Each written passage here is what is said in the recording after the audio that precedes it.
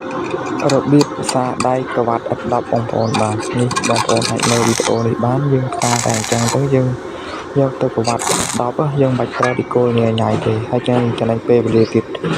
ដោយសារនេះខ្ញុំធ្វើតម្រូវកងផ្លាក់គេប៉ិនកងផ្លាក់គេបើសិនជាបងប្អូនតម្រូវក្តៅបងប្អូនអាចធ្វើតម្រូវក្តៅហ្នឹងដោយសារនេះខ្ញុំធ្វើតម្រូវប៉ិនកងផ្លាក់គេហើយបងប្អូនកុំភ្លេចចាក់កែងផងបងប្អូនបាទសារចឹងទៅយើងមិនបាច់ប្រើវ៉ាឌីកូញ៉ៃក្នុងប្រហាត់ពេលវេលាយើងដាក់អញ្ចឹងគឺលឿនតែម្ដងបាទហើយវីដេអូនេះមានតទៀតបងប្អូននៅតាមនេះខ្ញុំវីដេអូទៅពេលខ្ញុំផ្សាយនេះបាននិយាយចូលទៅលេងឥឡូវខ្ញុំយកមកកាត់ចូលទៅលេងអញ្ចឹងមានវីដេអូតទៀតបងប្អូន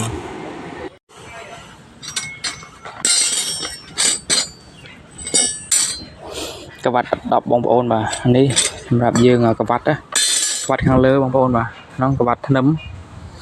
យើងធ្វើអញ្ចឹងវាលឿនវាចំណេញពេលយើងបាច់ទៅវាយឌីកូបើអីនាំតែញ៉ៃចង់លួសចង់អីទេ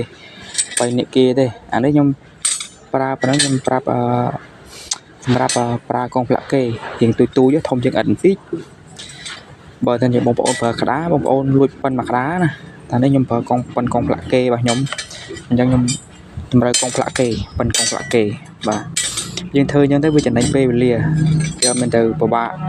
វាយឌីកូចងលួសចងអីញ៉ៃទេហើយក៏អត់មានទៅប្រើពេលវេលាយូរលឿនគាត់លើកដាក់កងគេដាក់ចូលមកសោកចូលភ្លុចហើយមកចាក់យកមកអត់ទៅលើកទេបានអូខេគេធ្វើបងឲ្យយ៉ាងពាន់អានោះបើយើងបោវាអានេះតម្រូវកងផ្លាក់គេត្រូវដាក់ទៅសុចមកដេបមកនេះដេបមិនបាច់ចាំវាយទៅគោលញ៉ៃអីប្រើពេលវេលាយូរឯង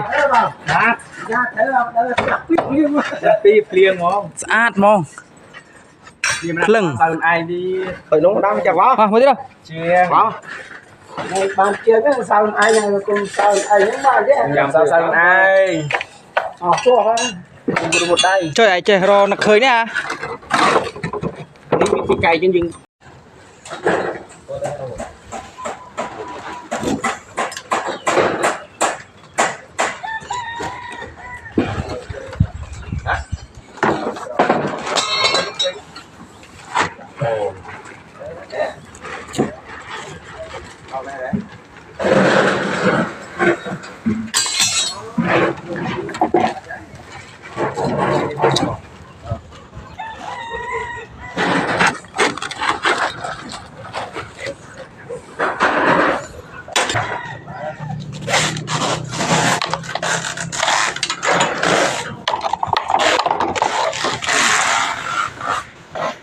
ភ្លឹង